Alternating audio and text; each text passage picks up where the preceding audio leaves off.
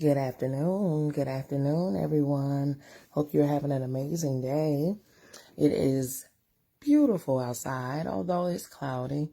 But if you're in Georgia, the sun is shining bright. It's behind the clouds, but it's shining bright outside, okay? And that in itself is something to be grateful for. I hope you all are having an amazing day.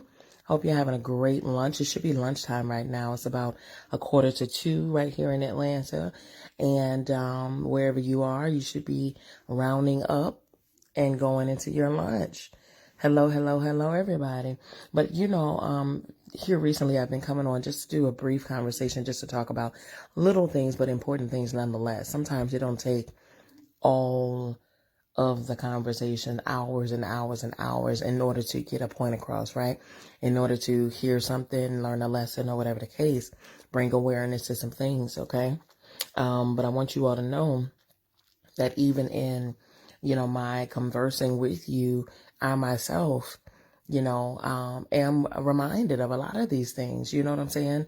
I talk about how we are 100% human, but we are, and no, we're 100% spirit, but we're also 100% human, and we do human stuff. Hello, somebody. So there are some times where we're going to need to be reminded of things, right? And so, here I am, I want to bring some awareness to you all about losing control. Get out of control. You know what I mean?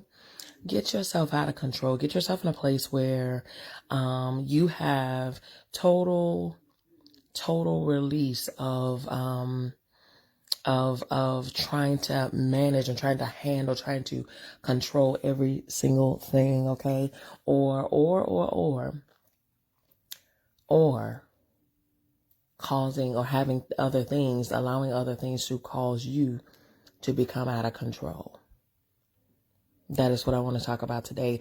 On these timelines, that's when we see a whole lot of reactions. We see a whole lot of knee-jerk reactions, a whole lot of responses to things that people have done, said, thought. We see a lot of reactions to stuff, and it plays out very publicly, okay? Look at the news. Just look at the news. A lot of fights and things occur because someone reacted to somebody else. Instead of being in control of themselves, they actually allowed the other person who provoked them to bring out a certain reaction. Okay? But what we need to do is operate in a state of equanimity. Equanimity, you guys, for those who don't know, is a state of calmness, like a calm in a storm, a state of peace, and we need to operate in that way. I myself, I'm going to tell you something. You may not know this, but I myself, being transparent, I suffered from a huge anger issue. I would go from 0 to 100 so fast, it would make people's heads spin. And not only would I go from 0 to 100, I would yell, I would scream, I would make my point. Okay. That was my issue. I never started issues or fights, but I definitely would finish them. That's for sure. I never went looking for trouble, but when trouble was lingering and lurking, and if somebody tried me, I made it my duty to end it for real. And the only way that I knew how to do so was to get out of control, to lose control. That's the only way that I was taught. Okay. And of course, you're only going to give out what you were given. So I was taught how to communicate in angry times by way of my family, to snap. Okay. To just see red and snap. That's what I was taught. Therefore, that's what I did. Okay. I did not understand the art of equanimity. I didn't understand the art of being still and peace and calm. I didn't know what that was because we didn't have that. You know what I'm saying? So yeah, but I'm gonna give a little piece of my story, and then I'm gonna talk to you all about getting out of control. Okay. Well, just to give you the backstory, my first conscious step into equanimity came while I was sitting on my home's back porch.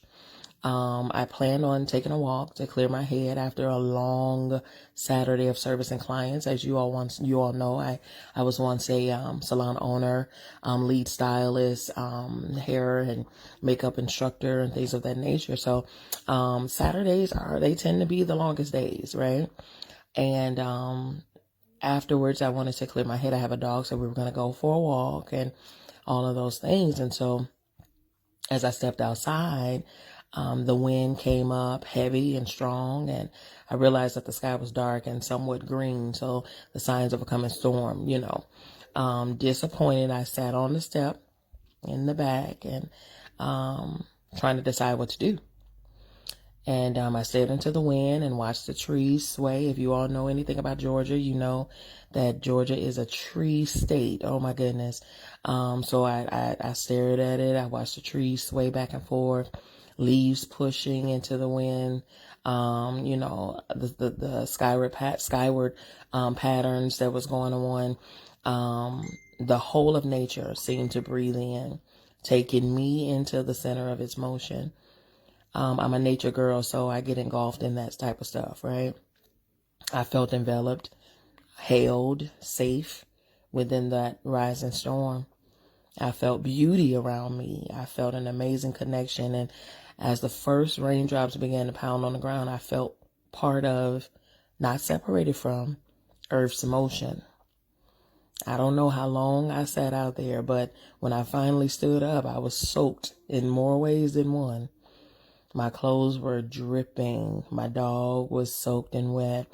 But inside, I was cleansed of my previous fatigue. My heart was light. My head was clear. My body was refreshed. I decided that I would never let the uncertainty or presence of weather interfere or disrupt my life. Weather in all its glory, in all its wonder, in all its unpredictability, is always welcomed and will always be a part of my life. Again, I'm a nature girl. I knew that if I let bad weather affect my choices and my plans, I would always be controlled by something outside of myself, right? There's much in life which tries to exert control, y'all. Remember that. Anger, weather, in my case, disappointment, other people's behavior, dishonesty, broken electronics, out of stock items. How many of you all know that? Beliefs, bad timing, red lights, come on, road ragers, traffic, and more. It is easy to lose composure, to get hot, to get pulled out of balance and beyond alignment.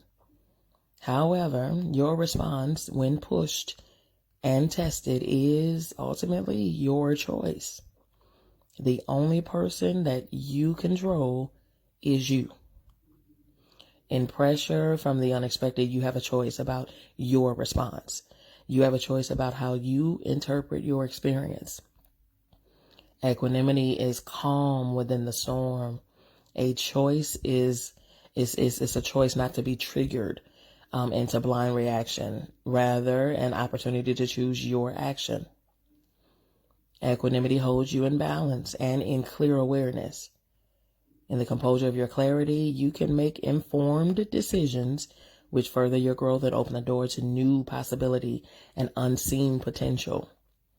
I know from personal experience that this is much easier to discuss than it is to experience. Trust me.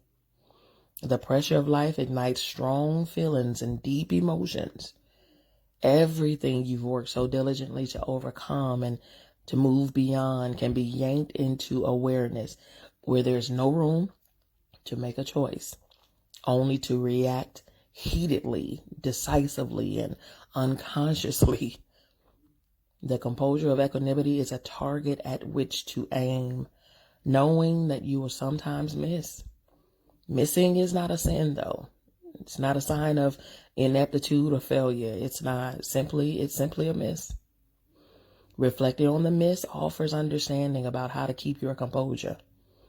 The criticism of self-judgment, though, leads away from equanimity. So don't do that. Let the rain pour. Enjoy the showers and step into the fullness of your life. This is not about right or wrong. Life is about your choice in this moment to support the best expression of you. Love, light, the entire you. All right? What I want you to do is ask yourself some questions.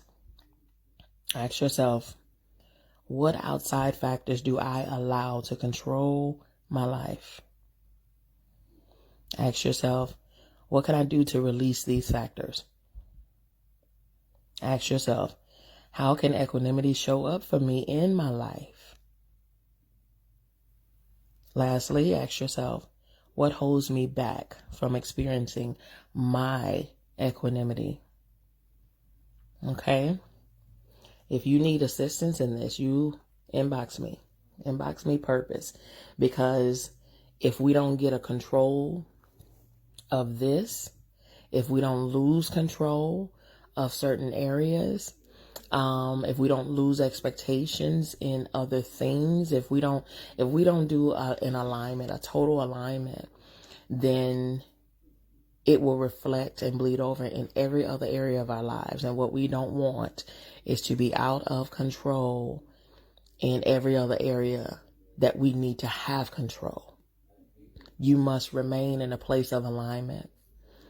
Again, I talk about this all the time, how we can't be disciplined in our career and lack discipline in our emotions, in our mental, in our habits, in our thinking. We can't do that because it will, and I repeat, it will bleed over into your other areas. You can only suppress and push things down and brush things under the rug so often before it starts to seep out on the other side, before you start to burst at the seams. You have to do something about it. If you need assistance with this and with other areas of alignment, inbox me. We have a course going on right now. And when I tell you, the students that are undertaking this process and this journey already are experiencing some liberation that they have never experienced in their life. And they just started. They're only like a weekend. Understand that freedom is yours for the taking. Alignment can be yours, I promise you. And life can be so easy to where you are not fueled by anything outside, but all from within. That is the amazing thing right there. Okay? Alrighty, inbox the word purpose if you're ready, when you're ready. All right? We got some good gifts for you too. I love you, I mean it. There's absolutely positively nothing you can do about it, so don't you even try it. Have an amazing day.